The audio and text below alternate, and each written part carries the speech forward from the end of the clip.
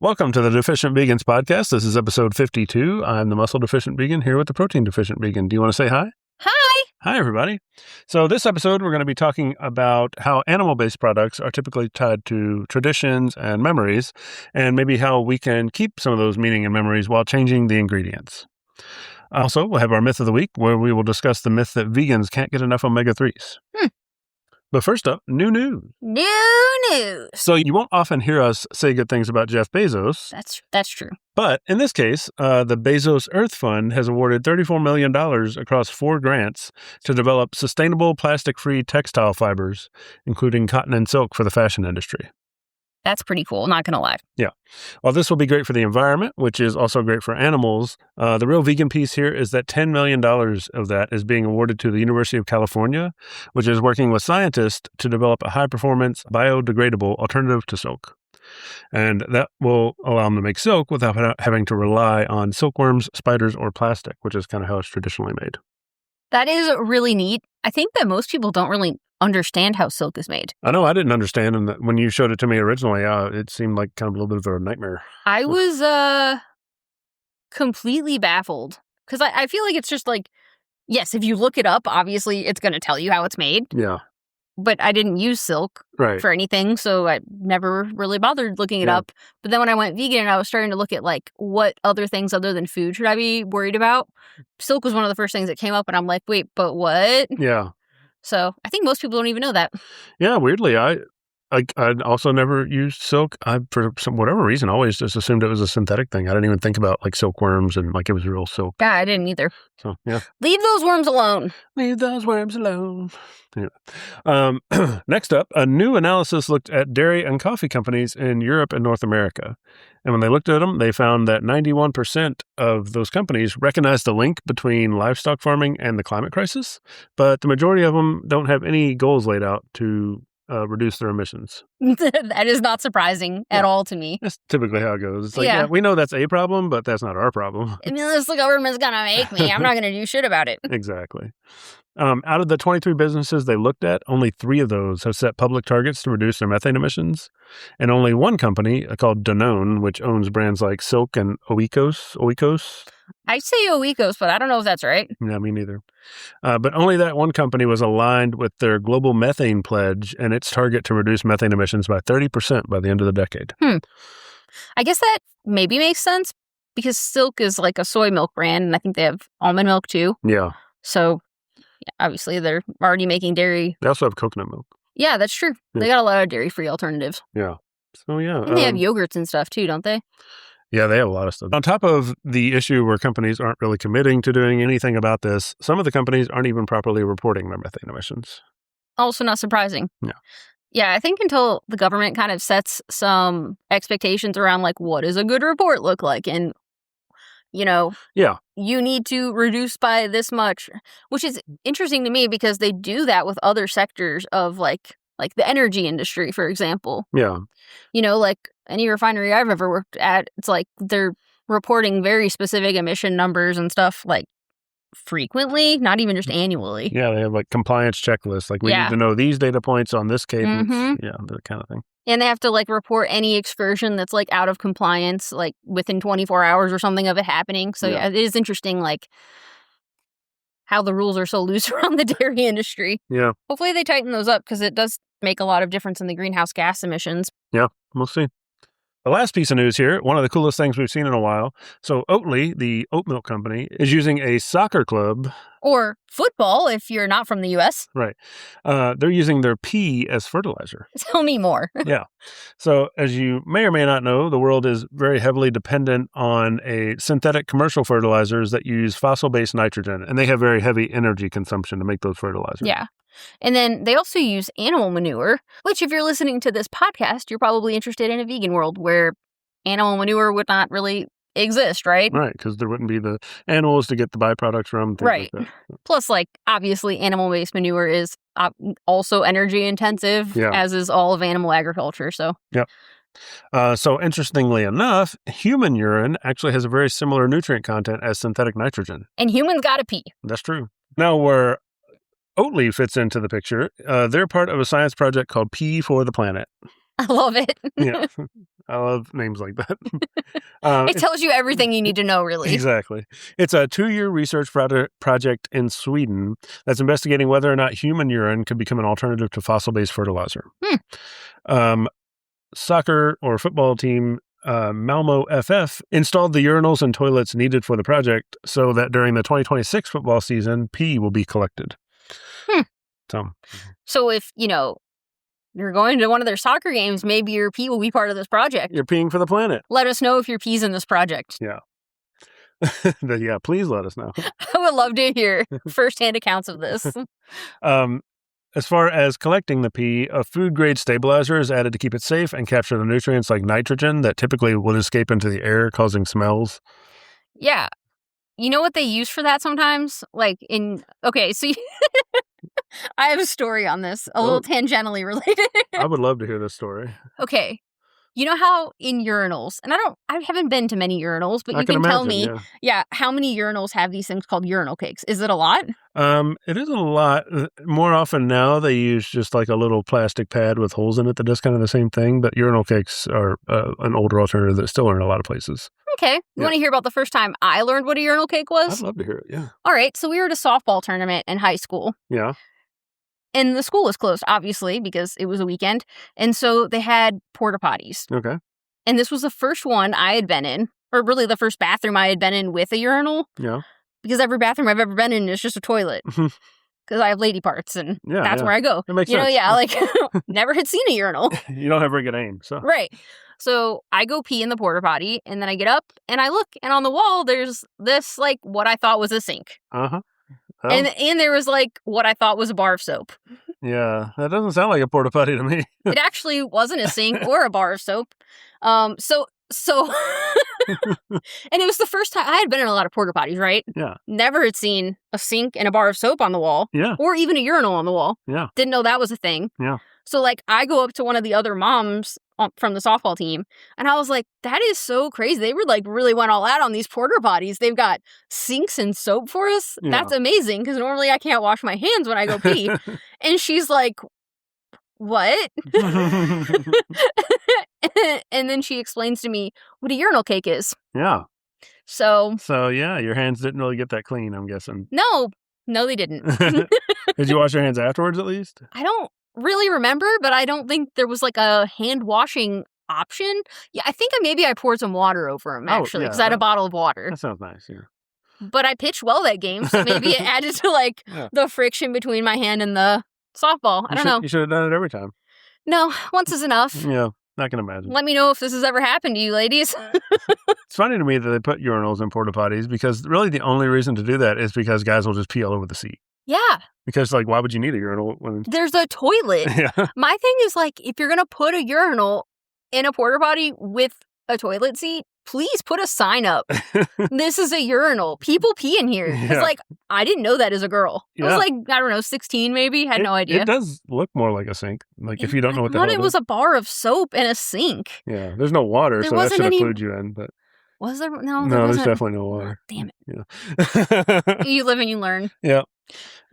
So back to the captured urine here at the stadium. The urine will be dried in closed containers and actually blended with byproducts from Oatly's oat drink production and turned into pellets. That's pretty cool. Yeah. The pellet form is better because it's a form that farmers are a lot more familiar with. A lot of fertilizer is already in pellet form, and it's a lot easier to store than a bunch of liquid urine. Yeah. Yeah. The nutrients are also really a lot more concentrated in the pellet form. So better all around, really. It makes a lot of sense to dry it, because you think about how much water is in urine, which obviously doesn't really help this fertilizer thing. Yeah. You don't want to have to pay for storage, just store a bunch of water when you could just dry it. Yeah, definitely. So would you let your pee be collected for the greater good? Yeah, I'm thinking that maybe we should collect our own pee. Yeah. Try it out. Try it here. I have a dehydrator. There we go. It's a new experiment. We'll let you guys know how it goes. We need to figure out what the stabilizer is, though. Yeah, that's on you. Luckily, we have a chemical engineer on staff. I think we're gonna have to do this outside of our kitchen, maybe in the yard. Yeah, the neighbors will love this. We don't want to be gross. I have to install a porta potty out there. You're gonna pee in a bucket. Don't be a little bitch. All right, let's get into the main segment here. So this week we're going to talk about kind of pastimes, hobbies, and traditions that you might have grown up with that revolve around animal products, which is a lot more than you would think, really. Oh, I think it's like most of them, really.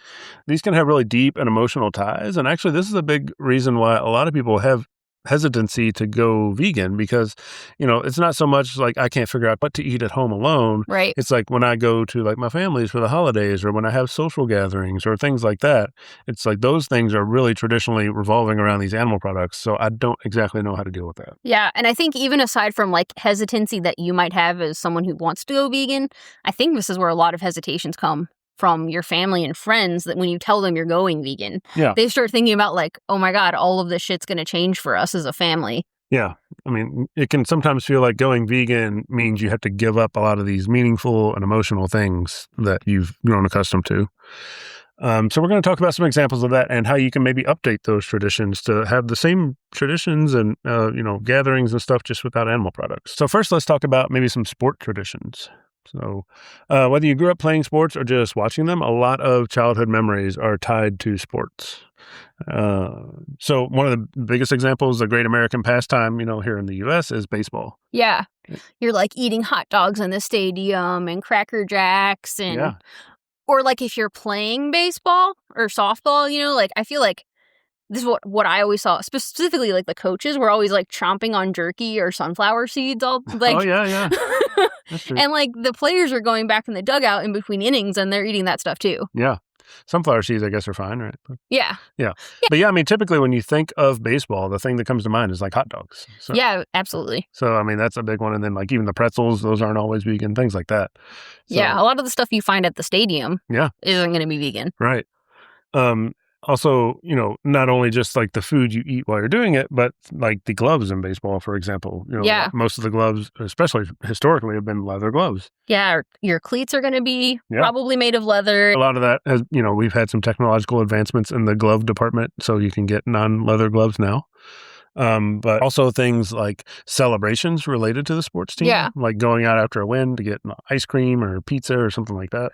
Yeah, I don't remember doing this much as a team when I was a kid, but I remember when I was really little, my dad would like take me out for ice cream at this like small ice cream place if I won, and I'd get like a mint chocolate chip ice cream cone, and that was really fun. Yeah. But then actually when I was in high school, I remember because we had a lot of away games.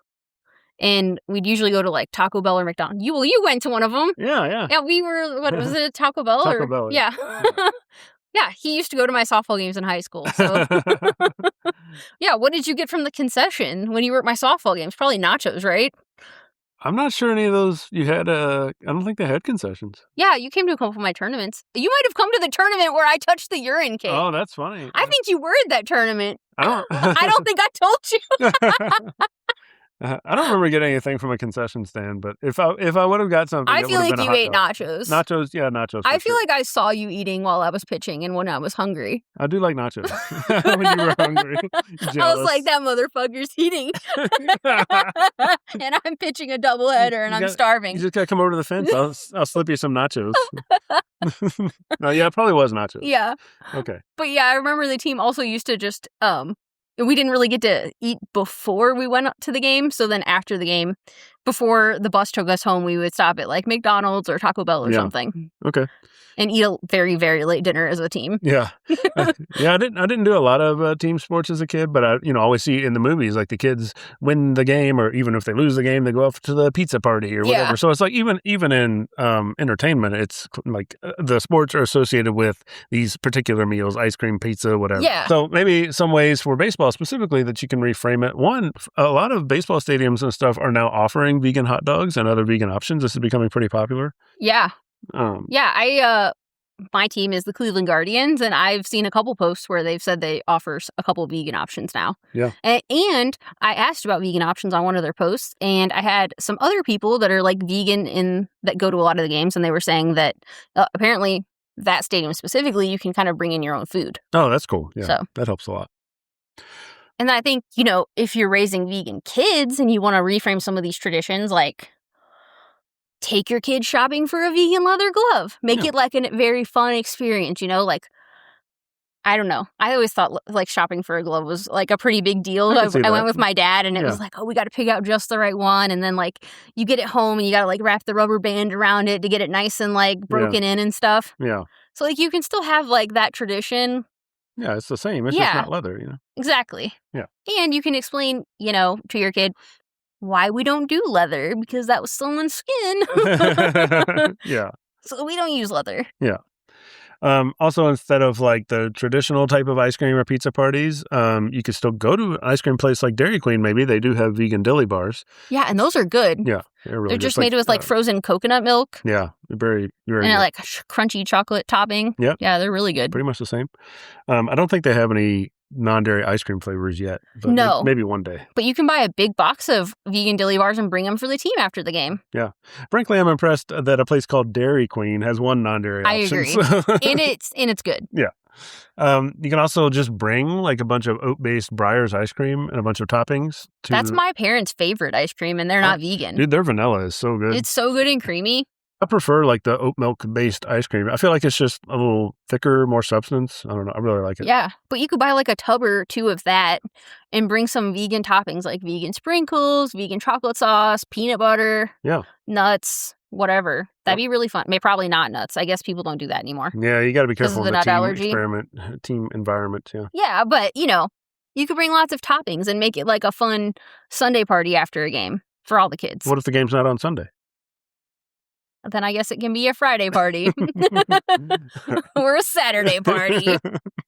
You can also do a vegan grill out. You know, we have vegan burgers and vegan hot dogs. Yeah. So, I mean, it's the same exact thing. You just don't use the animal product. Yeah, I think especially around like some baseball traditions, it's like the vegan options are just right there. You just like substitute those right in. Yeah. I think the vegan pizza is probably one of the harder ones, but for pizzas, we're seeing a lot of pizzerias in our neighborhood that have like a vegan cheese offering. Yeah, it's definitely getting more popular. For a while there, it was like, oh, we have to order vegan pizza with no cheese and then maybe put our own cheese on it or something like that. But even in our area now, there's like 2 or 3 that have some kind of vegan cheese option. Mm-hmm. So yeah, like if you're doing a pizza party for the team, maybe suggest to the coach to go to this place that actually has vegan cheese for your vegan kid. And there's probably another kid on the team that can't eat dairy anyways, and you'll be helping him in his toilet later. Yeah, not to mention like 60 to 70% of people are a little lactose intolerant. So oh yeah, I mean, I think I figured out I was at least a little lactose intolerant when I cut out dairy because it was like my nose stopped running a lot and I just like kind of felt better and never really had acne again. Yeah, just like little things, you know. Yeah. So that's kind of how you can tackle baseball. So now speaking of tackling, let's move into football. That was a good one. Yeah, you know more about this one. My family was a baseball family, not a football family. Yeah, we were more of a football family. We didn't really go to football much, but I did play football very briefly as a small child. I was not good at it, but I was officially... No small child is ever good at football. I was technically on the team. Okay, but yeah, there's things in football that are kind of specific to that sport, like tailgating is a big one. Yeah, which is basically like everybody hangs out in the parking lot for a couple hours before the game doing cookouts and stuff. I've never been to this, but I hear about it. Yeah, I've never been to a tailgate, I don't think, but it is extremely popular. Apparently, it's like as big as the game, right? Like they're going hours before, bringing their whole grill and shit. In some cases, it's bigger than the game, depending on who you are. Like especially for college football, it's huge. So I never watched college sports either. Yeah. Well, so your family, you watch football, right? Yeah.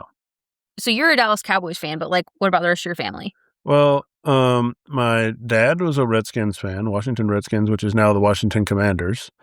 And then, I've got uncles who have, like, I have one uncle who's a Cleveland Browns fan. I've got one uncle who's an Oakland Raiders fan. So there was very split family then. That's different. But I think that's because, like, you grew up in Kentucky and Kentucky doesn't have a pro football team, right? Exactly. Kentucky's big into college sports, and specifically college basketball is the only thing that really matters in Kentucky. Yeah. So football is kind of, pick whoever you want. Nobody really cares. So.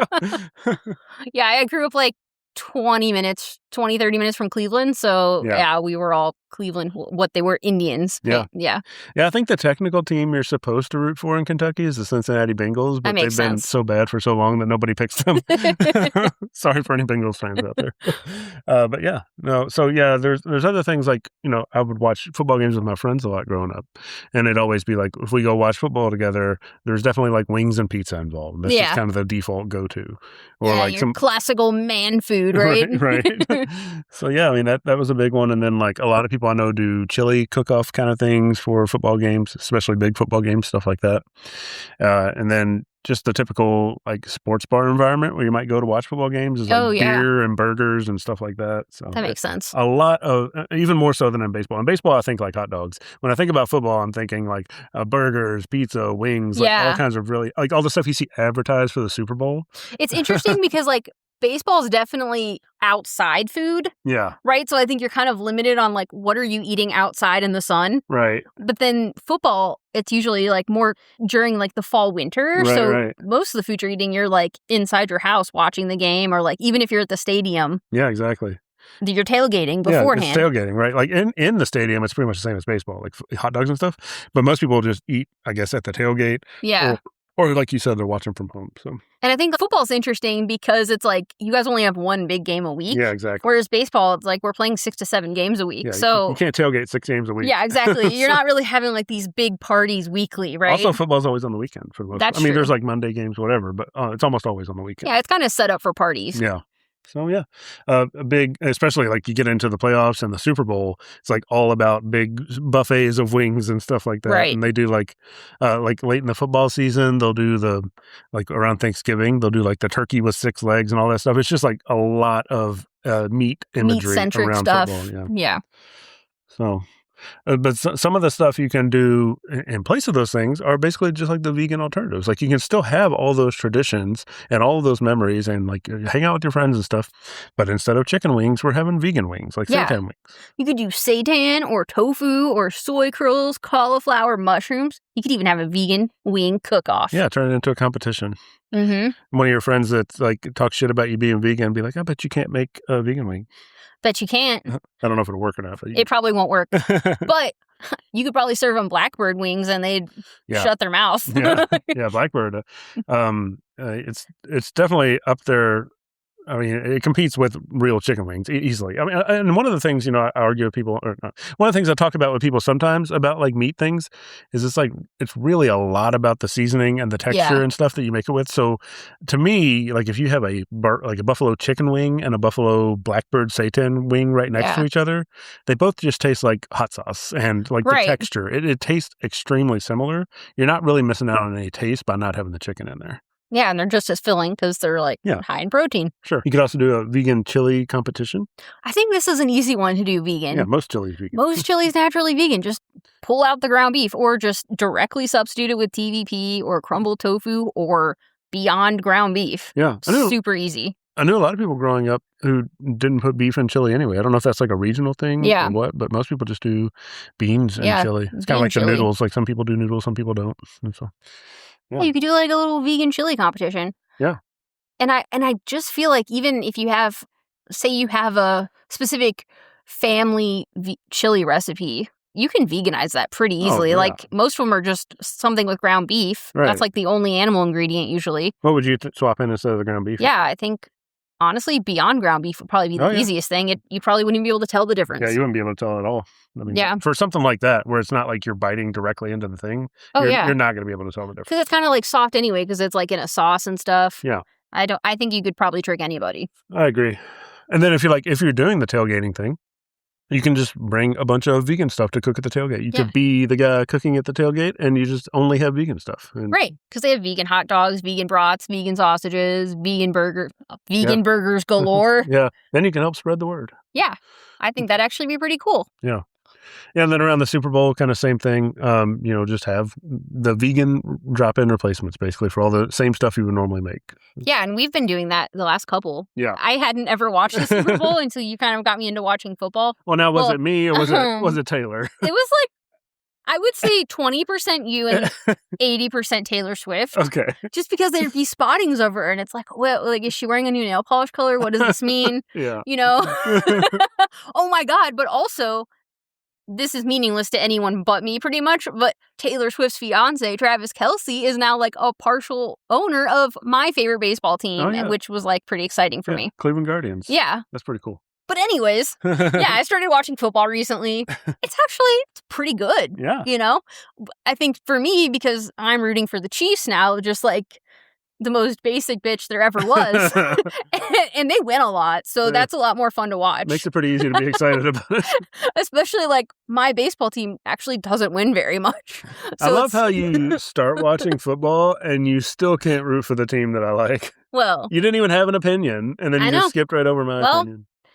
I gotta go with my girl Taylor. Yeah, well, you better hope nobody I like ever buys part of the Yankees or something. Ew, I hate the Yankees. But we have been trying like some new recipes like around Super Bowl. Yeah. We'll do like dips and stuff or, whatever. Yeah. Veganized man food. Yeah. Cool. So there are a lot of options. So, and then, so kind of the next maybe sport adjacent tradition you might have is something like fishing or hunting. It's more of like a family tradition almost, fishing and hunting. You're doing that with your family growing up. Yeah, close relatives. Yeah, friends maybe even. Probably like your dad or your grandpa. Yeah. And this is a big one because it kind of feels like one of those rite of passage type things in a lot of parts of society, especially like out in the country where I grew up, is like you're going hunting as a small child or fishing. But you never went hunting, right? I never went hunting. I did go fishing. Yeah. Yeah. But yeah, maybe you went like with your dad or your grandfather, probably not with your grandmother. I think that's pretty unusual for whatever reason. Yeah. So this also kind of ties into some of the masculinity stuff we talked about before. But yeah, it's also like hunting and fishing specifically is interesting because it's kind of a quiet environment. 90% of the time you're doing it, you just like get to talk, you get to know them, a lot of bonding with no distractions. You're out in the wilderness. So it's like an interesting kind of unique experience, but it also happens to be coupled with like, okay, we're going to go kill this thing. Yeah. I know when I was little, my dad used to take me fishing. Yeah. We usually just released, which is still barbaric. But yeah, I just remember it being like, this is like a really like some of my only like one-on-one time with my dad where it's like there aren't distractions. Like this is just like a quiet activity. Like you're just kind of getting to know your parent. Yeah. So I mean, I think like people have a lot of fond memories about that just because of that. Yeah. And then like, if you're going with your dad, maybe your dad went with your grandpa. And like, so it's like very nostalgic for him. Yeah. Yeah, like, we used to go fishing out with my grandfather a lot on his boat when he would go. And then, like, my family occasionally would go fishing all together every once in a while. It was just kind of like you're hanging out. You're usually not really catching fish. So that's just like the excuse for being there. Well, at least in my experience, we weren't very good at it. But yeah, it was mostly just a way to be outside and hang out and stuff like that. So there are a lot of ways we could probably experience that without having to add on like the fishing and hunting specific part of it. Yeah. I feel like especially if you're going with your grandfather, who maybe you didn't hang out with very much, that probably is like a special memory for you just because it's like, how much do people really hang out with their grandfathers if they're not like, like living with them or something, Right. Yeah, definitely. And also like, this one's really heavily tied to that kind of rural identity. Like you're living out in the country, you're growing up around all these people that like hunt and fish and farm and all that stuff. It's, difficult to be the person who's like, I don't fish. I don't. Yeah, you're like the outsider almost. Yeah. And there are a lot of people growing up there that don't really do those things, but it is like, it's kind of like the further out in the rural area you get, the more expected it is that you do those things. Right. Especially like I feel like it gets talked about at school and stuff too. Yeah. Like when you're a kid. Yeah. And then like, it even extends to getting kids presents for like Christmas or their birthday. Mm-hmm. Get them like their first BB gun or their first fishing rod or whatever. Like I had an old Mickey Mouse fishing rod I got that was my first one, and then eventually you got a kind of real one or whatever. But yeah, all that stuff is really tied in to that identity. And that's probably not something a lot of like urban kids get. Like you're not really giving urban kids their fishing pole a lot of the time. That's probably true. Never really thought about that. Yeah. And then, it also involves skill to some degree. Like maybe you were in Boy Scouts or you did like a camp or something growing up that had like hunting, fishing, wildlife training, things like that. And, maybe your parents just like wanted you to learn this skill. Yeah. To know how to shoot or survive how to fish or on a desert island. Yeah. Yeah, I mean, you never know when you get marooned, right? You never know. There were a lot of movies about it. Yeah. It seemed like it was something that was going to happen, just like accidentally walking into quicksand, right? Yeah. And, growing up, I think I got around the hunting a little bit because I was, I still learned to shoot. I was on, like, a rifle team, so I just got to shoot at paper targets instead of animals. Yeah. So I could still be like, yeah, guns. I use guns, and I wasn't as much stigma, but I just didn't have to hunt anything, so. Yeah. And, it's like we said before, it's often pretty heavily tied to masculinity, like fishing, hunting, being able to provide or, bring home food from somewhere out in the wilderness, something like that. So I remember my family never hunted, but I remember my dad got my brother like a little like bow and arrow set when he was, I don't want to say like 8 or 9. Yeah. And so he was always like shooting that. Yeah. But they never went hunting or anything. Yeah, it was just like kind of like fun target practice type thing. Right. Then eventually he started throwing knives at things and collecting an odd assortment of lots of knives. There you go. I used to live with a guy who would do hatchet throwing in the backyard. So. Oh, yeah. My brother threw ninja stars at like a wooden target. It's probably pretty hard to hunt with, but, it is a skill. So. Yeah, it's a skill. And then I think the other thing that, I think can be very weird to hear about if you're vegan is that, like, hunting or fishing, people that go, they say it like connects them to nature.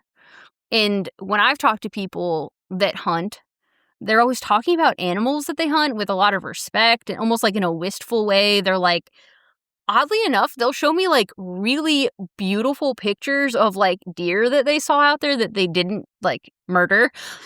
But like that sometimes they'll just be like watching deer and stuff and like taking pictures of it. So it's like a really odd, like, I guess a bit of cognitive dissonance of like they think they're out there like watching the beauty of nature and stuff, but then like they're also killing it. But I just don't think they think about it that way. You know what I mean? Yeah. Yeah, that's definitely true. I think it kind of like people that do that, it makes them think they're like back in time, like when humans were like actually connected to nature and like animals and stuff, and they're not like on their screens. Yeah. And I get that draw. I just think there are a lot of ways to do it without having to do hunting and fishing. Oh, for sure. Yeah. So, I mean, some of the other ways that you can kind of keep that connection to nature and change the relationship to the animals that you might have in general is like maybe just normal hiking and camping type traditions. Yeah. Like we did some of this growing up too, but what kind of stuff did you get into? Well, we went, we didn't really do so much hiking, but we ended up in a tent a lot doing some kind of camping. Really? Yeah. So we would actually I guess this wasn't necessarily in nature for some of them, but we had like a big family reunion thing where one of my uncles just had a huge backyard. And so like all of the different families would get together and put up a tent in their backyard. So we just had so cool. Like a huge camp out every year for a while. But then a couple of times we went to like some like a little national parks and stuff like that and did a couple of nights of camping out, things like that. So we did that a couple of times. Not so much with the hiking, but yeah. See, my family is the opposite. I don't remember us ever actually camping out, but we'd go hiking a lot. Yeah. And my dad worked a lot of weekends, so sometimes he'd get like weekends off maybe a couple times a year, and we'd some of those weekends we would go to like a state park or something. Yeah. And just spend like 4 or 6 hours hiking as a family. That's pretty cool. It was always like really fun for me. Yeah. And you're having the same experience. Like you're bonding, it's quiet, you're in nature. It's just a different goal, Right. The stakes of hiking are a little higher because you can get lost. And then there's like some fighting. Yeah. Of like, I thought you knew where you were going. Where the fuck are we? Yeah. And then you're like hiking through sludgy water. Yeah. I mean, this definitely happened to us. Or you like roll an ankle and you have to walk back through the woods to get home. Oh. I remember one time I think it was our dad. Our dad usually was the one that was like telling us which way to go, but we got super fucking lost to the point where we were just like, we just started like walking in one direction until we finally found a road. There you go. Just follow the stars. But like, I don't have any bad memories about it. It was just like a good time, you know? Like you just leave feeling like, oh yeah. Yeah. Some good family bonding. Yeah, we kind of did that. We went on a trip a couple of years ago and we were walking through the woods. And at one point you get like, if the woods are big enough, you get into the middle of the woods and you can't see the boundaries anymore. So it's like, I don't really know which direction is out. Keep walking. But we just keep walking. Just keep walking. You'll eventually get out, right? Yeah. We watched a movie where that was definitely not the case. But yeah. No, you don't want to do that in a place where there are bears. Yeah, maybe not in like an actual forest, like a giant national park. Yeah. Not a good recommendation. No, make sure you know what wild wildlife is there for sure. Yeah. Some of the other things you can maybe do out in the wild are like wildlife photography. Yeah. Instead of shooting animals, you could like shoot animals. Oh, there you go. With a camera. That's clever. Yeah, take a picture. It lasts longer. Nobody has to die. Love it. Sounds like a good plan, right? Yeah. Plus, you get to keep the pictures around. Yeah, I know. I always love seeing wildlife photos. Yeah, cool. Also, bird watching, kind of like wildlife photography, but you don't necessarily have to take pictures of them. You just kind of keep a little bird dictionary, cross off birds you see, and keep it your whole life. Maybe you'd be like, oh, I've been looking for this bird for 24 years. I know they found it. And it's one of the few non-creepy reasons to own binoculars. Oh, that's a really good point, yeah. So like an extra win there. Yeah. You can be like, I'm just a bird watcher. Yeah. Yeah, I'm not spying on my neighbors.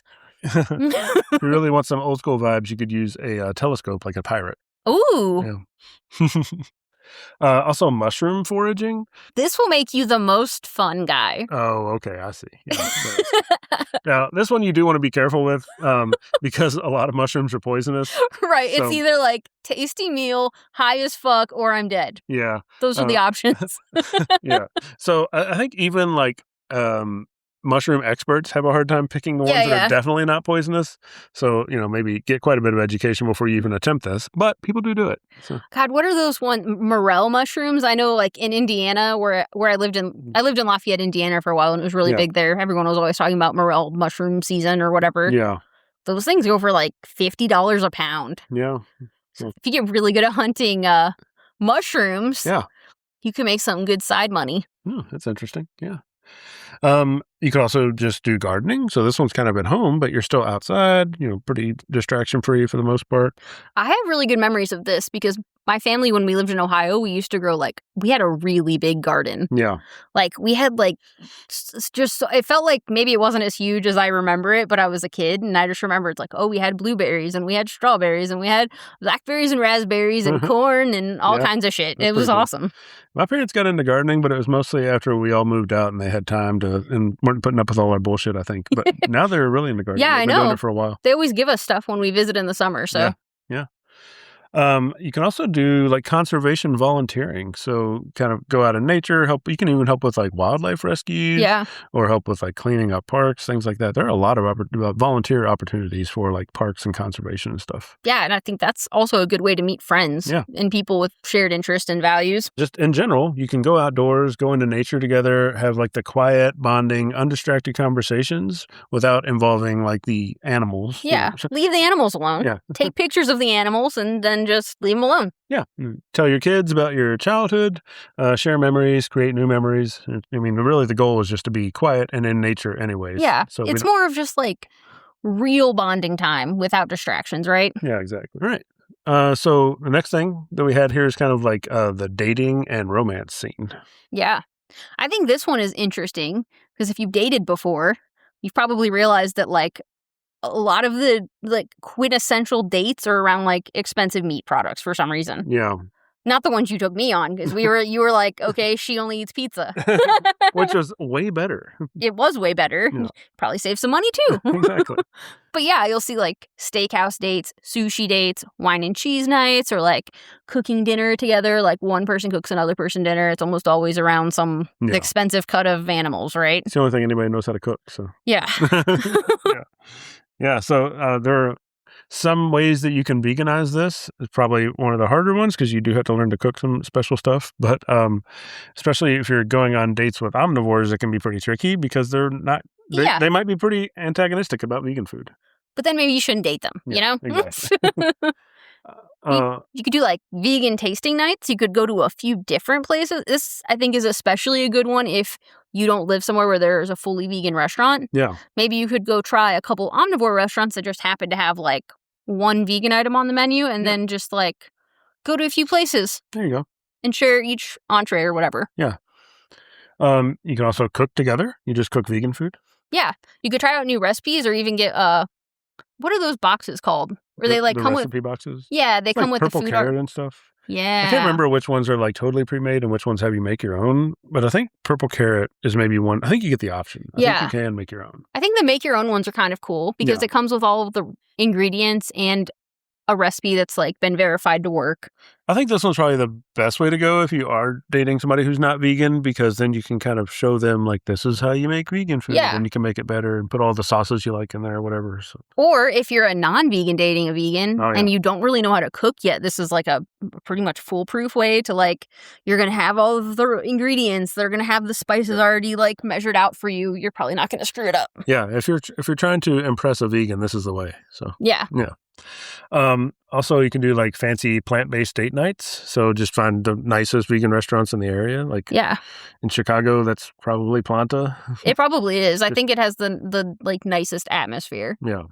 Though I will still wear like a sweatshirt there. I don't really give a shit. Yeah.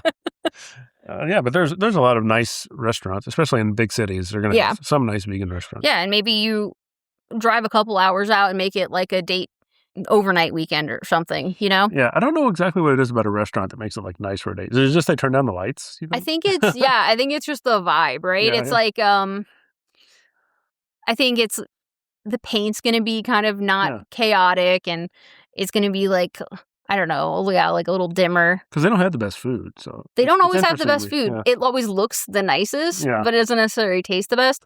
I will say for like Planta Queen, the reason that for me it's not a good date night is the music is too loud. Yeah. And I don't know what it is, but if music is too loud, I want to die. Yeah. You remember that one time? Oh, yeah. I was just thinking the same thing. I think we're on the same page here. We were in Bath & Body Works, and we had like a whole basket full of candles, and we had been standing in line for, I don't know, at least 15 minutes. But they had music on, and it was so loud that I like legitimately had a whole panic attack and was like, we're leaving. Well, we got to the point in line where we were standing directly under the loudspeaker, and it was too much. I was like, we have to go. We have to go, or I'm going to kill someone. Like, I was getting a little homicidal, so we had to go. But that's how I kind of feel about Planta Queen. Like, the music is too fucking loud. Yeah. Turn down the fucking music. There you go. So I wouldn't pick Planta Queen as a date night. That's like a carry-out dinner, so I don't have to be there. Yep. But you could find other good places on Happy Cow, which is like a really good app to find vegan restaurants in your area. I would recommend Alice and Friends. I think Alice and Friends is a good date night. It's kind of bright, but it seems like a good date night restaurant. I think so. It's always nice and quiet. Yeah. Actually, the one in Glenview is really nice. Yeah, that's true. So it's like a little dimmer, and that one's definitely more date vibes. Yeah. Whatever that means. And the menu's really good, so. Yeah. We also like going to Kitchen 17, but it's gone. Yeah. Also, you can do vegan charcuterie boards. Yeah. Rebel Cheese, Peaceful Rebel Cheese, which is a smaller brand, and then Nuts for Cheese make really good, like, cracker cheese. Also, Cheese and Thank You, I think, has some cheeses that you could use in something like this. Mm-hmm. Yeah. Yeah. So those are always a good option. Who doesn't like cheese and crackers, right? Yeah. Or make your own vegan fondue. There you go. Similar, but it's melted. Yep. And then you can have a joke and say, I made this because I'm very fond of you. Or I'm a very fun dude. No, that's good too. Anyway, you can use these. Feel free to woo. Satisfaction is not guaranteed. It works 0% of the time, 99% of the time. You can also just do like a date to the farmer's market. This is kind of cool. That is kind of cool. The last time we went to a farmer's market, though, you broke your elbow. Yeah, well, hey, it made for an unforgettable night. It was a very long day.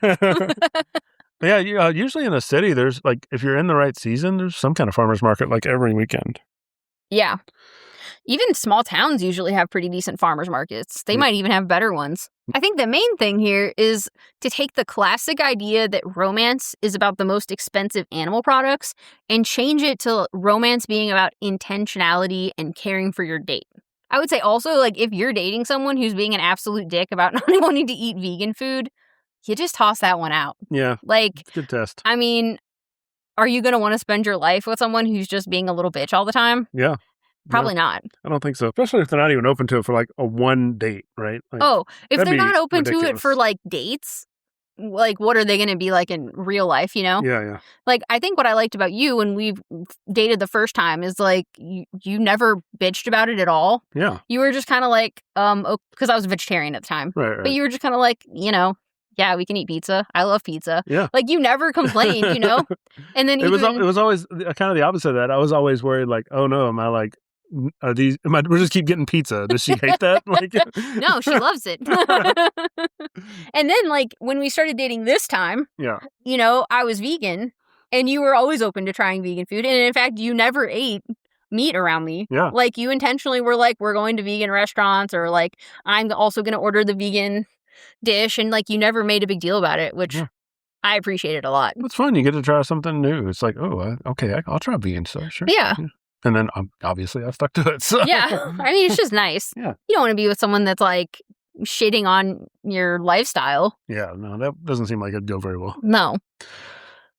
Yeah. And then, so another big one is like family gatherings. This is a big one for traditions and emotion. Oh, yeah. This is probably the family gatherings thing is one of the bigger ones that I think keeps people from really fully committing to a vegan diet. Yeah. I think it's not just for like your nostalgia, but also like the feedback you're getting from your family every time these holidays come up, you know? Yeah. Sometimes you're almost getting a little guilt tripped, I would say, to like continue eating whatever food you used to eat. Yeah. Yeah, even if it's like, oh, this is just once a year, you know. Yeah, you're not totally vegan yet. Right. You've only been vegan for 6 months. Why do you care? That kind of thing. Yeah. Thanksgiving is probably the biggest one because, one, it revolves completely around a turkey most of the time. Oh, yeah. And then, there's a lot of all the sides typically have animal products all in them. And the desserts. And the holiday is, for whatever reason, almost entirely about the food. It is. Thanksgiving, I think, is the worst because it's literally like the whole day you're just spent like hovering around the kitchen, waiting for food to happen. And then you gorge yourself until you can't move. And then you wait 2 hours and then you eat dessert. And that's the whole day is all about the food. Yeah. Yeah. So this one is definitely the hardest to navigate. I agree. I mean, I think, like, if you're trying to reframe this as a vegan, you can start by veganizing one recipe at a time, which I think is actually one of the first things we tried veganizing was, like, my dad always made scalloped potatoes, and then his dad always made those scalloped potatoes, so that's where my dad learned it. Yeah. So, we just, like, figured out how to make my dad scalloped potatoes, but vegan. Yeah. And he ate them, and he liked them. Yeah, he liked them. He got seconds. There you go. Is there one dish from Thanksgiving that you kind of miss? Or that was your favorite? So our Thanksgivings were always like kind of the big extended family style. So like all of my aunts and uncles and stuff would bring their own dishes. One of the big ones I remember was one of my aunts made deviled eggs I really liked a lot. For Thanksgiving? Yeah. That's interesting. Thanksgiving. But we veganized those? Yeah, we veganized those. And then my mom always made these like ham roll-up things. It was like you take some canned ham and then put like cream cheese on the inside and then wrap a pickle in the middle. Those were really good. We could veganize that pretty easy. Yeah, I think some tofurkey. So tofurkey and Viola cream cheese. Yeah, it'd be pretty easy. But yeah, those are the two big ones I remember. Those are really good. Everything else was just kind of like the normal assorted sides, sweet potato casserole. Basically all the stuff you've already found a way to make. So it works out great. So you can kind of make some new traditions instead of replacing all the old ones overnight. Yeah, I think we've kind of leaned into this because so we go to Christmas with our families, but we've started skipping our family Thanksgivings. Yeah. One, because we would have to travel both times, which would kind of suck because they're like back-to-back months. Yeah. But also because we'd have to like pick between them or do 2-a-days. But then also because then we're asking them to like also veganize Thanksgiving when we're also asking them to veganize Christmas. Yeah. So we just kind of stay at home and do our own thing. Yeah. And what we've been doing the last couple of years is, since it's just the two of us, and I'm not going to make like 7 vegan dishes in a day. Yeah. But what we've been doing is like the week of Thanksgiving, I will make like 1 or 2 dishes every other day or something. So like we're eating all of the Thanksgiving food over the week. Yeah, it's great. It's Thanksgiving week. And then that way we can, make a new tradition together. We've got like our week of Friendsgiving or whatever, basically. Oh, that's another one. I think Thanksgiving is like an easier one to skip than Christmas, I would say. Yeah. Or at least like with our families. Yeah, because like, again, it's kind of entirely about the food. With Christmas, it's like, oh, everybody's getting presents and you're talking about it and like everybody's kind of getting ready for the new year and stuff like that. But with Thanksgiving, it's almost literally like we just get together and eat food and go home. Yeah, exactly. So like kind of easier to skip. Yeah. But I think like if you're willing to skip it, you could look for local vegan groups in your area that might do a vegan Friendsgiving, which might be kind of fun. Then you don't have to cook all the food and then you can make some new vegan friends. Yeah. Or you can even have a Friendsgiving with your existing friends and try to get them to do more vegan-based dishes. Yeah, I think that's a good way to go.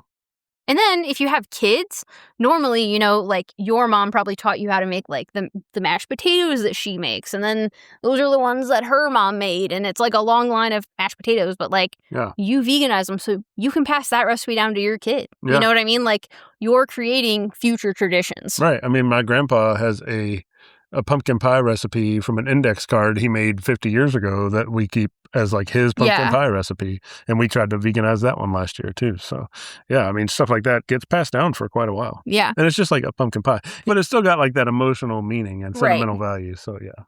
And I think like to a certain degree, it's not even about how good it tastes. It's just like, oh yeah, like my family made that. Yeah, that's the pumpkin pie I had when I was growing up. But I mean, so if you teach your kid your recipes and they're a veganized version of your parents' recipes and their parents' recipes, then you're just, you know, passing on a tradition as well. Yeah. And then, so we briefly mentioned Christmas. Christmas is another big one. It does have a lot of foods that are associated with Christmas, but Christmas doesn't usually revolve around the food, so it's a little different. But there are things like ham, eggnog, sausage and gravy was a big one for us. We always had sausage gravy biscuits and stuff. And then a bunch of like breakfast stuff like for Christmas is like bacon and eggs and all that. And then Christmas cookies are another Christmas cookies are a big one because those are like even weeks leading up to Christmas. Like you're doing cookie exchanges at work or like at school. You got to make a few batches to make sure it's perfect for Santa, right? Oh, yeah. Santa doesn't fuck around with cookies. You got to give him some good stuff. That's right. I think this is kind of funny because when we moved from Ohio, we would spend our Christmases basically driving back to Ohio. So like the whole Christmas vacation, winter break thing from school was like always like driving and traveling and visiting as much family as possible. But we always stayed with my grandma, my mom's mom. Yeah. And like my mom's mom would cook. She cooked so much food all the time. And like one thing I always remember, she always did these like, and my mom and I were actually talking about this the other day because my grandma's passed away and she was, you know, just thinking about her on Mother's Day or whatever. Yeah. But we were talking about how she used to make these Jell-O salads. Yeah. And they weren't very good. And they would always have like weird shit in them, like celery or like sour cream. Did you say celery? Yeah, she'd put celery in Jell-O salad. Oh, that's a choice. But like they weren't very good, but they were like something that she made with like love and care. So like we were just talking about it and it's like, it wasn't about like the food. That's not like what made the memory sweet. It was like how much care and effort she always put into like making sure we had enough food at the holidays and stuff. Yeah. And then like I will say she was even like this because I had a co-op in Ohio, which wasn't too far from her. So like I'd visit her when I was co-oping. And anytime I'd like go over and spend the night at her place, I would come home, like I would drive there after work or whatever, and I'd get to her house and she had like so much food ready for me already. It was like, oh, I marinated these like portobello mushrooms because like I know you're a vegetarian, and like I also got these French fries because they said they were vegetarian, and also I got this like vegetarian weird salad I found at the store, and like so much food, like 10 different things, right? Wow. Just like for me and her. And then she'd be like, oh, and also we can order pizza from your favorite place you don't get to eat at anymore. And it's just this crazy thing. It's just like, that's how grandmothers show they care, you know? Yeah. That's how moms show that they care. Yeah, definitely. Yeah, a lot of emotion attached to things like that for sure. Did you guys do anything for Christmas? Yeah, we had Christmas Eve. We all go to my grandparents, and my grandfather would be making like big pots of chili, and there was always like the kids chili and the adults chili. And then we, you know, Christmas morning, we always had like sausage and gravy, bacon, eggs, all that stuff. So I mean, we had a lot of traditions that revolved around food for like the get together part of Christmas. Yeah. So, you know, going vegan, I had to try to adapt some of those, and some of those things you have to adjust. Like I can't have some of those things anymore that I used to really like, but you know, it doesn't really take away from Christmas or anything like that. It's just like, okay, I've got to eat slightly different foods here. Yeah. And I think like I remember, you know, you told me early on that your mom always made you sausage and gravy. Yeah. Or biscuits and gravy. Sausage gravy. Sausage, gravy, and biscuits. I don't know. But I remember when you first went vegan, that was like a conversation you had to have with her. It was like, I'm not going to be able to eat these anymore. Like, well, what's crazy is like that was really the only sticking point I had with my family. Yeah. I was like, okay, no, I remember. Christmas morning, I can't have the sausage gravy. Yeah. It was like a big deal. Like I remember you had conversations about it, and like she doesn't make it anymore, does she? Because that was like something she just made really for you. Yeah. But we did veganize it, and I usually try to make it for you around Christmas. Yeah. Even though we travel on Christmas, but like at least having it around that time of year hopefully helps with that a little. Yeah. It's nice because I can still like, it's kind of like we were talking about earlier, like we have it now and I still get like, oh, I remember eating this growing up, and it's still... You have the nostalgia. Right, the nostalgia and stuff. So, yeah, it's still important. And I think, for a lot of people, it is important to keep those connections and, like, have the thing you've always had or whatever. So yeah. But there are easy ways to do it by just swapping out a couple of ingredients. So. And I actually will say, I think Christmas is, like, one of the easier ones, at least for our families, because... the food traditions aren't as locked in, I would say, as Thanksgiving. Like, Thanksgiving has those, like, quintessential meals and dishes. But, like, for Christmas at our family, like, basically, my family now has a new tradition where they make basically a pasta and veggie dish. And then we have a vegan option, and then they add shrimp because they're omnivores, but it doesn't ever touch our stuff. And, like, basically, we almost eat the same thing. Yeah. And then... yeah. And then we usually bring the dessert, which is a little challenging because we're always staying in an Airbnb and we're like cooking shit in the kitchen the day before, but... carrying dessert on your lap on the way. Yeah. But then, like, your family's, your mom has started making, like, a few different things that are vegan. Like, she always makes vegan pancakes, so we have stuff, and then a couple other things, and then we usually bring, like, vegan muffins or something. Yeah. So I feel like, it's a little bit easier. Right. To veganize those, at least for our families. Yeah, definitely. But then I think like a big part of Christmas specifically is like the cookie making aspect, because I think we probably all have memories of like making cookies in the kitchen with our parents. Yeah. Did you used to do that? We did cookies, I think, every Christmas, usually sugar cookies, something simple, but yeah, we still did it. So we used to make, not necessarily for Christmas, but we did do it at Christmas, but we make like brownies and stuff like that a couple times a year. So there were a lot of little baking excursions that I had with my mom growing up. Yeah. Yeah. But like the good thing is you can do that with vegan stuff. Yeah. And I mean, I feel like veganizing cookie recipes actually isn't that bad. Oh, yeah. It's like you swap something for the egg, you use soy milk. Like, it's super easy. Yeah, butter for vegan butter. No different. I'm actually not even sure at this point why all cookies aren't vegan, but I guess that's a different conversation. But then, if you have, like, kids, you can teach them how to cook vegan cookies. And, like, you're creating traditions there by teaching them how to cook without animal products. Yeah. And then I would go a step further to say that your parents, if you still have grandparents around, a lot of the things they do around cooking are like a way to show you that they love you. And so I think when you go vegan, a lot of the hesitancy you'll get from your parents and grandparents is like coming from a place of, how do I keep showing you I love you if I've been showing you I love you through the food I've been making for the last several decades, Yeah, no, definitely. So I think like helping your parents or grandparents figure out how to cook you things that you'll enjoy and still eat, and it's not super hard for them to like make substitutions is important. Yeah. Then they can express their love for you through food still. Yeah.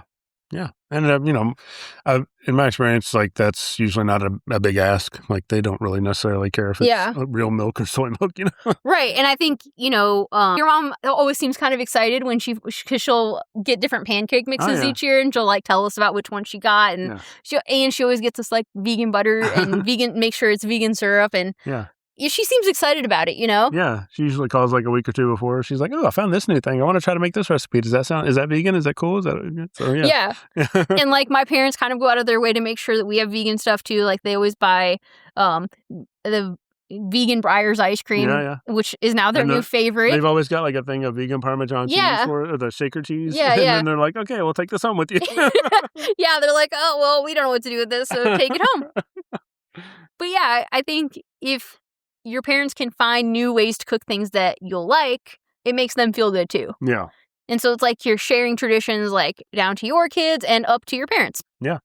Yeah, and another one, this isn't necessarily tied to holidays, but like summer cookouts are a big thing for a lot of families. I come from a really big family. And so as a kid, my uncle would always do this huge like 4th of July party in his backyard. And it was one of like the few times that I would see all of my cousins at once, but it was very focused around like hot dogs and hamburgers and potato salad and like animal products. Did you have summer cookouts like that? Yeah, we had a lot of cookouts. Like the one I was talking about where we all camp in my uncle's yard, there was basically a big cookout all weekend long. And then, throughout the year, that was kind of how our family our families interacted, where basically like birthday parties and stuff would be like cookouts or something like that. So we ended up doing those quite a bit. And it was always like hot dogs, hamburgers, basically. So, yeah. I mean, the good thing with that is those are pretty easy to veganize, right? Yeah. It's just like hot dog, vegan hot dog, hamburger, vegan hamburger. Yeah, just literally drop it in. It's super easy. Yeah. And, if you're still going to things like that, you can always bring you can veganize one of the side dishes that's like a classic. Yeah. Teach your family to love vegan foods. There you go. Or don't tell them that it's vegan.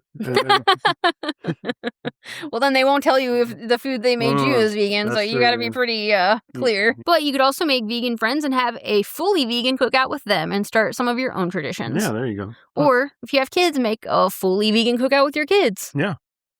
I just saw on there's like on Instagram this morning, Rip Esselstyn, the Plant Strong guy, he had 2 gigantic slabs of tofu, and he was just like rubbing barbecue sauce on it and put it on his grill. So he's just like grilling out barbecue tofu slabs. That sounds pretty good. Yeah.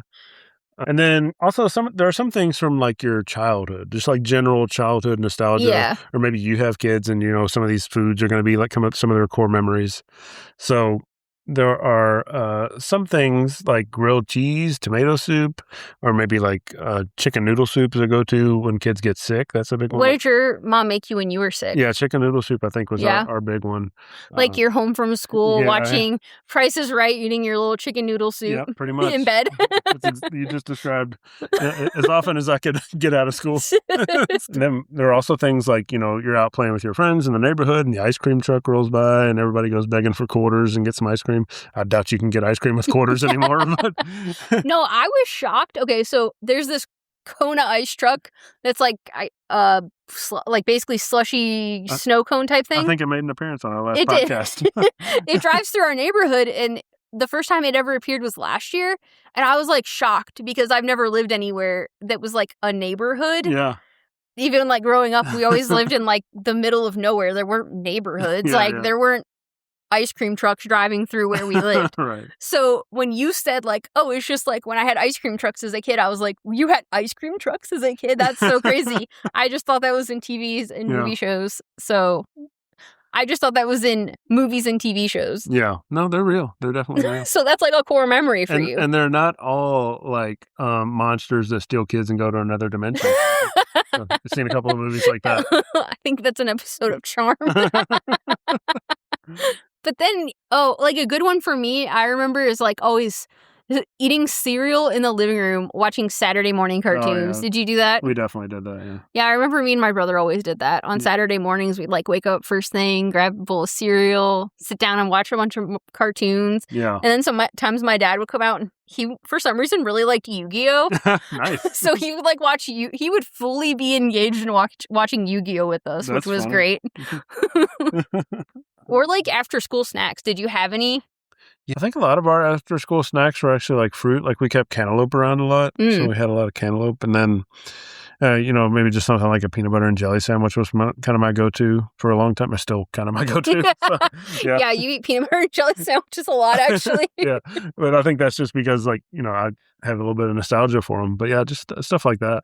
And then I think the other one is like just random reoccurring foods that happen that are like core memories that you just remember, like your parents always made this on Wednesday night, or like maybe this was like a special morning thing. Do you have any of those? Yeah, my mom always used to make egg sandwiches. So she'd like wrap it in aluminum foil and I would take it off to school. Oh, wow. Yeah. She was like all fancy about it. Yeah. That's kind of cool. Those were really good. That was definitely one of my it was probably my favorite breakfast food growing up was mom making egg sandwiches. Yeah.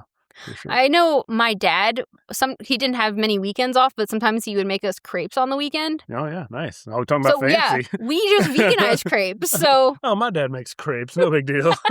It's literally like 3 ingredients, though.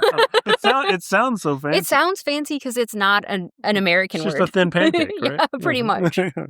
But then, like, I don't know, for dinners, I just remember it was kind of like box pizza. Remember those like Chef Boyardee boxes that came with like the pizza dough ingredients that you just add water to it and then you have a dough, and then it had like a can of like tomato sauce and then like some shitty Parmesan. Yeah. We had that like once a week, and then we'd have like taco night, and like really big on like fish sticks and mac and cheese. This is all stuff before I went vegetarian. Right. Like, for some reason, when we lived in Ohio, we were eating stuff like this, and then we moved, and then it was like my dad and mom were like cooking more, and I don't know what that's about, but a lot of my childhood memories are like, yeah, we ate a lot of fish sticks and macaroni and cheese. Yeah. Do you have memories like of any foods like that? Nothing specific, but we had a lot of stuff like that. I think we just kind of went through a rotation of a bunch of things that are similar to that, really. You said you ate a lot of chilies and stuff and like spaghetti or something growing up? Kind of the go-tos. I mean, we did a lot of nights that were like chili, spaghetti, lasagna, pork chops, that kind of thing. So it was like kind of the standard American stuff growing up, but we had a lot of those. So I think like, some of this stuff is cool because if you have specific core memories of things you ate when you were a kid, you can easily reinvent those as vegan. Yeah. And if you have kids, it's like you can have vegan taco night or, vegan make your own pizza night. Right. And like the cereal and Saturday morning cartoons is easy, just non-dairy milk. Yeah, still the same. Still pretty much the same. Chicken noodle soup. It can be chicken with an apostrophe noodle soup. There you go. Chicken. Yeah.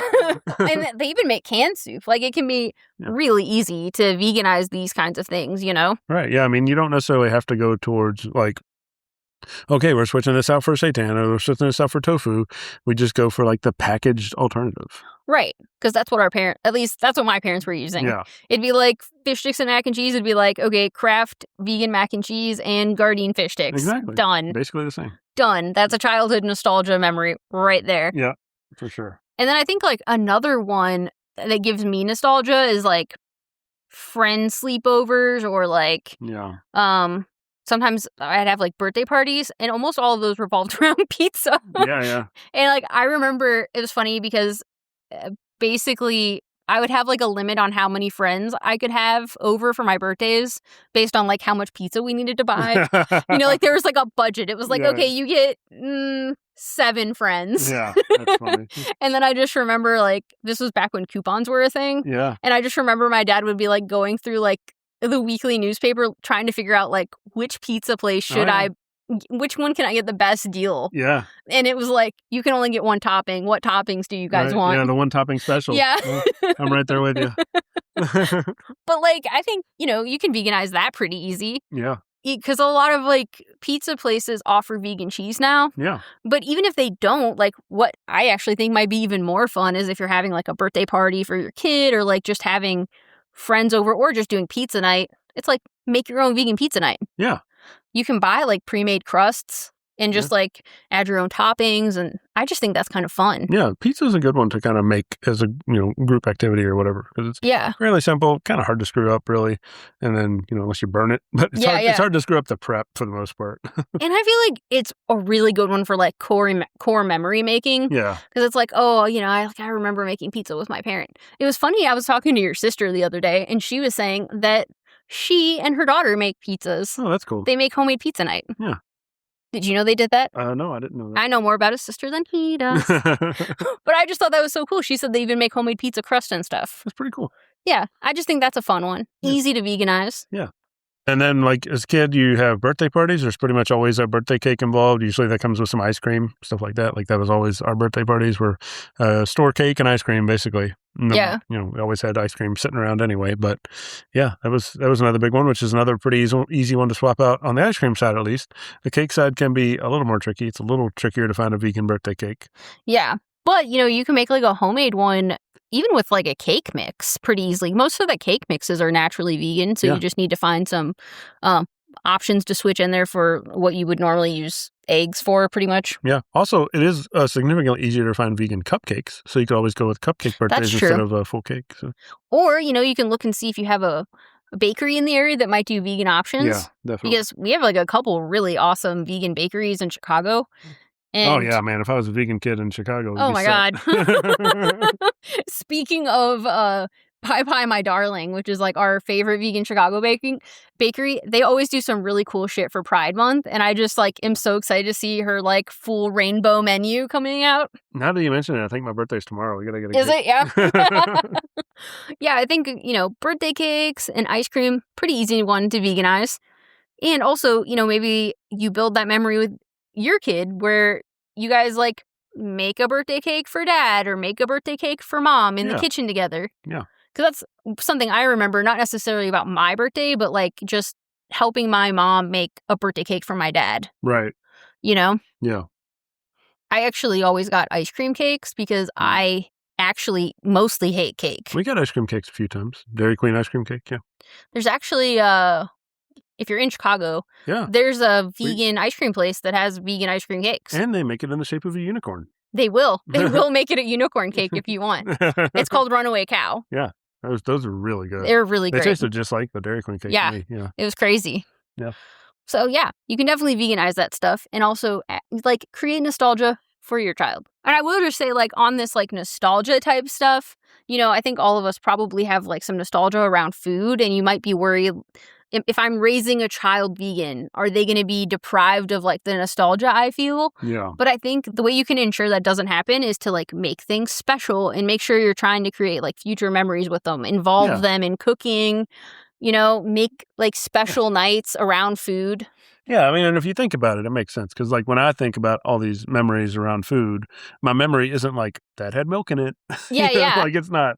It's not even really about the taste. Yeah, it's not. You know, like, when I'm thinking about my dad, like, rifling through the coupons of the newspaper for which is the best pizza deal. Yeah. And, like, oh, yeah, I get to have pizza at my birthday party. It wasn't like, oh, man, that was some really good pizza. It was just like, wow, like, my dad let me have a pizza party with my friends. Yeah, if that had been a vegan pizza, the memory would be exactly the same. It'd be identical. Yeah. Also, if you are traveling, you might have some, you know, memories or nostalgia from your childhood or just, like, growing up with your family around travel. Yeah. I know for me, we didn't go on vacation very often, but when we did, it was almost always Myrtle Beach, South Carolina. Yeah. And, like, the big part of the travel was, like, going to seafood restaurants. Yeah. Which I remember after I was a vegetarian became kind of, like, harder because there wasn't a whole lot I could eat at those, obviously. Yeah. You know? Do you have any... We didn't really travel a lot when I was growing up, but once I started working, I ended up traveling quite a bit for work. So I'd go to a lot of different states and stuff, and I would, like, kind of my go-to thing was to, like, try the barbecue place, because I'd go to, like, Missouri and Texas and stuff like that was kind of known for their barbecue. So I'd go and try, like, new barbecue spots wherever I ended up. So that was kind of my go-to thing. So, you know, now whenever we travel, it's like still looking out for, like, okay, what is this area known for? But, like, what's the vegan version? So you still kind of do the same thing. It's funny you mentioned barbecue because, so I lived in Memphis for, like, almost 5 years. And, man, when I first got there, everyone was trying to recommend barbecue restaurants to me. And I'm just like, I don't eat meat. It was really awkward. Yeah. And then I actually did a lot of training or a lot of traveling to Texas, too, for work. Yeah. And it was like, they just constantly were trying to take us to barbecue places. And it's like, I guess I can eat some bread. Right. Yeah. Yeah, like, it's probably the only thing that maybe green beans. You might get lucky, maybe. but even sometimes I don't know. Sometimes they cook. Yeah. It was pretty rough. Yeah. But yeah, no, that's pretty much the main thing for me. Like, traveling is just traveling for work and then trying to figure out, like, what is the area known for? I kind of like that kind of thing. Yeah. Yeah. And I think the good thing is Happy Cow exists. Oh, yeah. So you look that shit up before you even travel. Yeah. I know it's funny because you still travel for work, and now I'm doing the recipe creation full time, so I luckily don't have to travel for work anymore. Yeah. But I'll look up stuff for you before you go on your trip, and I'm like, here's some places you should maybe go. No, that's really helpful. Yeah. And then, like, for us, one of our favorite places to go was Gatlinburg, but after going there a couple times, it was like there was just not much in the way of vegan food, so we decided to go to Wisconsin, and now we do a yearly trip to Milwaukee. Yeah. Which isn't that far from our place, but it has a lot of great vegan. It has a lot of really good vegan food. They've, like, got woodsy places for taking nature walks, and they do a lot. We go around Halloween, so they have a bunch of Halloween type stuff we can do. I'll give a shout out. If you're ever in Milwaukee, go to Vanguard and get the tofu specials. They're amazing. The tofu at Vanguard is the best tofu I've ever had. Yeah. It's the best tofu I've ever had, too, I think. Yeah. It's definitely the tofu you take somebody to who's like, tofu sucks. Oh, yeah, You're absolutely. Like, okay, we're going here. I'm going to change your mind. Yeah. Yeah, I think this year will be, the third or fourth year we've gone to Wisconsin. So. Yeah, third year, I think.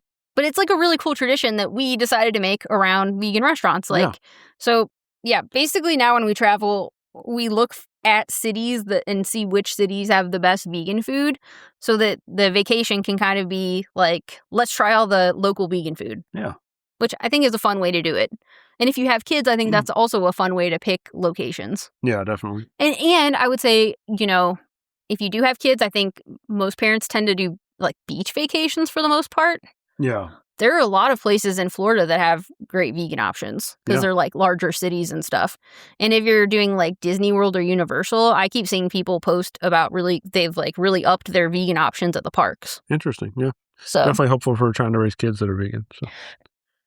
Hopefully they have vegan options for how much they make you pay to get in the parks. Yeah, man. You can also try to veganize some of the regional classics at home. There are a lot of recipe blogs, especially recipe blogs that are like specific to some particular thing, like some country's cuisine or some like barbecue vegan website or something like that. Yeah. And I think that's kind of fun. Gosh, what was that? I think it was Gilmore Girls.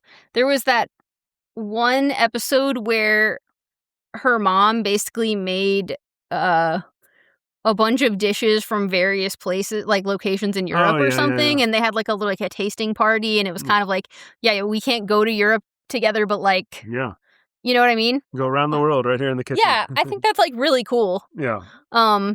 Pick a different country each month. Yeah. Veganize those. Yeah, you can travel without going anywhere. There you go. Yeah, and there are a lot of other examples of this kind of stuff, as somebody goes through life. But the last one we're going to touch on here is like a workplace and school culture, because that's probably the most applicable one for everybody as an adult, like the one you run into the most. Yeah, I would say like donuts in the break room are a big one. Or even, they used to do, man, what was it? I think it was like in Memphis, some vendor always brought in like chicken biscuits or something from some restaurant. Did you have anything like that at work? Yeah, we had one where it's like whoever came in last that day in the office would bring in a bunch of sausage biscuits from Wendy's or something like that. Maybe it was sausage biscuits. Or we had, like every time we had a vendor or something like that wanted to try to pitch us something, we'd have them go grab barbecue from a local barbecue place for our lunch and things like that. Yeah, I think those ones are pretty easy to veganize because you could become the person who brings in vegan donuts. Yeah. Or maybe you like make vegan muffins once a week or month and teach people about good vegan food. There you go. And, if there is a local donut shop that does vegan donuts, maybe you can convince whoever the normal donut picker-upper is to go there. Yeah, vegan donuts don't taste much different than non-vegan donuts. So it should be a pretty easy swap if you can find a place that makes them. Voodoo Donuts has some great vegan donuts. Oh, yeah, for sure. And then also like fundraiser bake sale type things, you can make the vegan option there. Yeah, these would be more around usually schools. Yeah. But actually, I ran the United Way campaign when I was in Memphis, and we did a bake sale that raised like a couple $1,000s for United Way. Yeah. And it, you could bring vegan stuff there because I'm looking back and it's like I was a vegetarian back then and I don't remember a single vegan option now that I'm thinking. Yeah. We'd get like 80 entries and not a single vegan one that I can remember. So yeah, and when it comes to baked goods, it's good to remember that like the vegan option also helps the lactose intolerant people. Yeah. So no, it's better for everyone really if you have options. Yeah. More inclusive. Also, the office potlucks. We actually used to have a lot of these at work. So you bring the vegan option there. Sometimes there'll be like a list of what everybody's bringing. So you try to make sure like all the dietary preferences are covered and stuff like that. Yeah.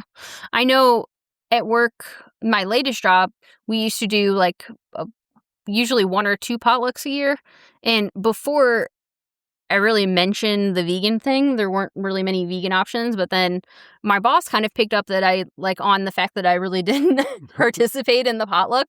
And so then the next time he actually, when he was doing the potluck sign up, he added a column that was just like vegan, yes or no. And then there was also somebody that followed a Muslim diet. Yeah.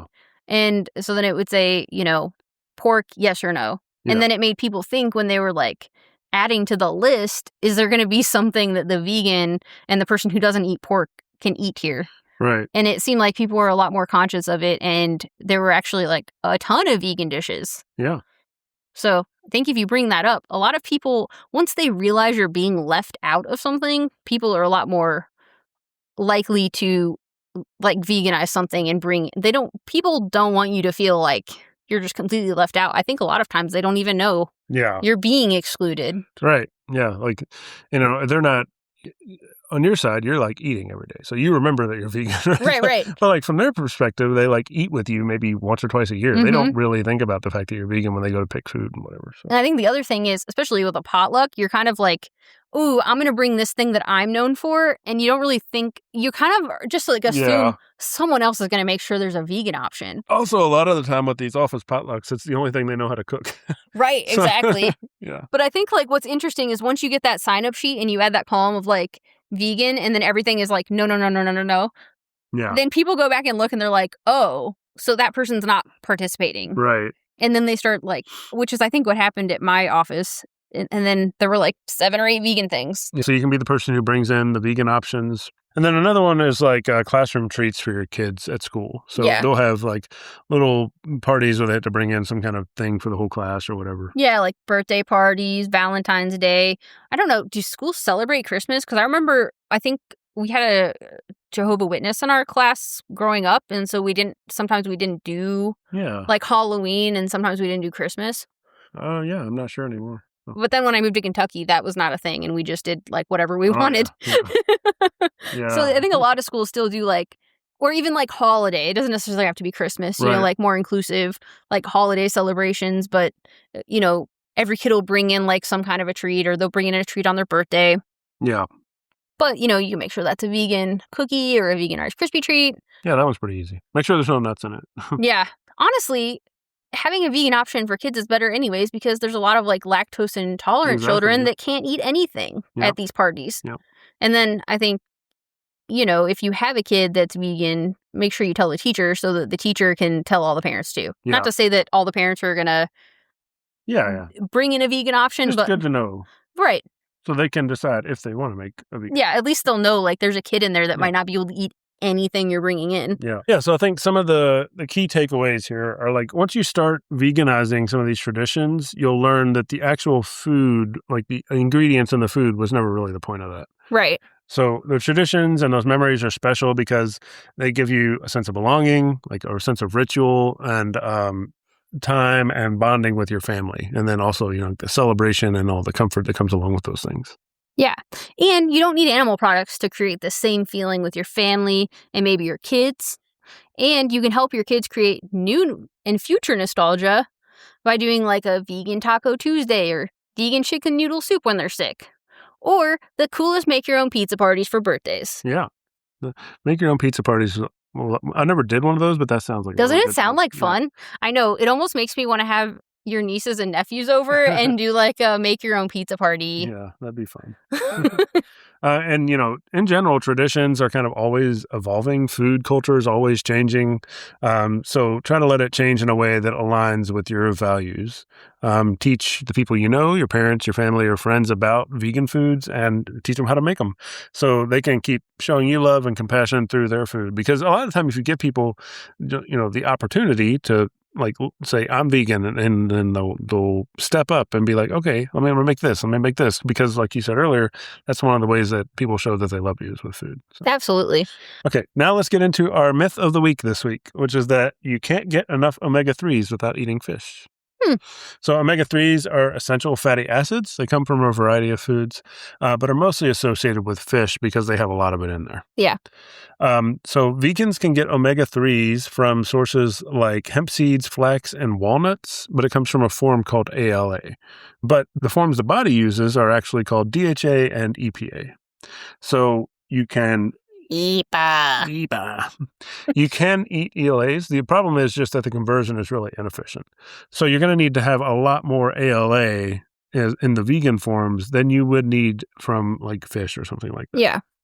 So you can, though, take algae oil supplements for direct EPA and DHA supplementation as a vegan. You can also eat seaweed, but seaweed is like a little weird because with both iodine and the omega-3s, the dosing can be pretty variable. So it's like if you eat too much seaweed, you can kind of get a little too much of some of the stuff you need. So you have to be a little careful with that. Plus, it's going to be hard to eat enough seaweed to get some of these nutrients in. Now, why do you need omega-3? Should everyone be taking omega-3s? So not necessarily. You want to make sure you're at least getting the recommended amount. It helps with heart health and inflammation and things like that. Plus, one of the more important things over time is to manage the ratio of your omega-6s to your omega-3s. And you get omega-6s from some of the oils and things like that.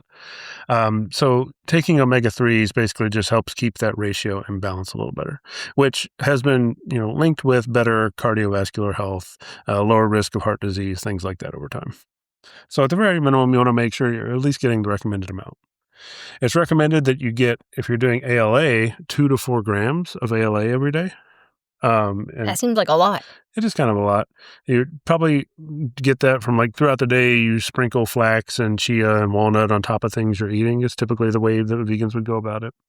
But if you're just doing the EPA DHA directly, you only need about 250 to 500 milligrams a day. So significantly less if you're just doing it in the direct form and not having to go through that inefficient conversion. Some research also suggests that trying to get a few grams a day of EPA and DHA could provide further benefits, but that can be pretty expensive. I see threads actually a lot on Reddit where somebody's like, I just found out I'm supposed to get 3 grams or 4 grams of EPA DHA a day. The only real way to do that is with algae oil supplementation. And if you're doing it with the few algae oil supplements we have out there, that's $100 a month. Yeah. You're having to take 5 or 6, 7, 8 pills? Yeah. So, I think most people are just going to have to settle for getting less than that because it's extremely expensive for a vegan to get those higher dosages. But there's also not a super strong link for those higher dosages being super helpful. So I would just try to make sure you're getting either the 2 to 4 grams of ALA a day or just use the algae oil supplements.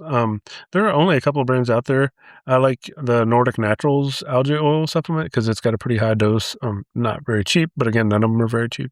So yeah, you can definitely get enough omega-3s without eating fish, especially if you're just targeting the normal recommended amount and you're not trying to get some of the more optimal amounts that people are talking about. So don't worry about that too much. But I would pretty liberally use flax, chia, walnuts, hemp seeds, stuff like that. Chia. Yeah. I like to mix flaxseed in my oatmeal. I think a lot of people also do that with chia seeds and stuff. Yeah. And then walnuts, I don't know about walnuts on oatmeal, but you can put walnuts in all kinds of stuff. Just watch the calories. Cool. And then for our Deficient Vegan updates, we have our book club giveaway coming up. It's going to be launching on Monday on Instagram, so be there or be square. And then you'll see more information on that when that post comes out. Yeah, basically you'll be able to enter by commenting and or tagging people. I think we're doing unlimited entries, so as long as you comment or tag people, I think by end of day Wednesday, then we're going to draw and probably contact people on Friday. Yep. We appreciate everybody listening. If you're listening on Apple Podcast or Spotify, please try to rate and review us. That helps us out a lot. If you're listening on Spotify or YouTube, you can leave us a comment. We love seeing those. Also, please join the Deficient Vegans Discord if you want to hang out with our community and chat it up. And that's where the book club will be as well. Yep. So you're going to need that if you're in the book club, probably. And then there is a fun new feature on the Deficient Vegans website, deficientvegans.com, where there's a little microphone button in the bottom right corner now, and you can leave us a voicemail. And then if you leave us a voicemail and you give us permission to use your actual voice audio file, we may use it on the podcast if it's something we can answer a question for. Or if you don't want to have the actual audio played, we can just kind of read it and answer it on the podcast that way. And we've actually also been posting on the Deficient Vegan social media channels with carousels covering the topics of the podcast, if that's something that you might want to share. Yeah, it's definitely an easy way to kind of share the high-level topics, even if you can't get somebody to listen to the whole episode. Yeah. One that's been shared a bunch recently is our one on veganism and masculinity. That one's getting shared pretty decent. We timed that one pretty nicely because right after we put that out, Plant-Based News put out some story about Katy Perry getting mad about somebody calling vegans bad names or something. So we were able to remind people that Katy Perry started this whole shit. She's the original pot calling the kettle black. Yeah. So, or whatever that saying is. I assume she's changed her views since that terrible video came out. But pretty unself-aware, though, I would say. All right. Well, thanks for listening, everybody. You want to say bye? Bye, guys. Bye, everybody.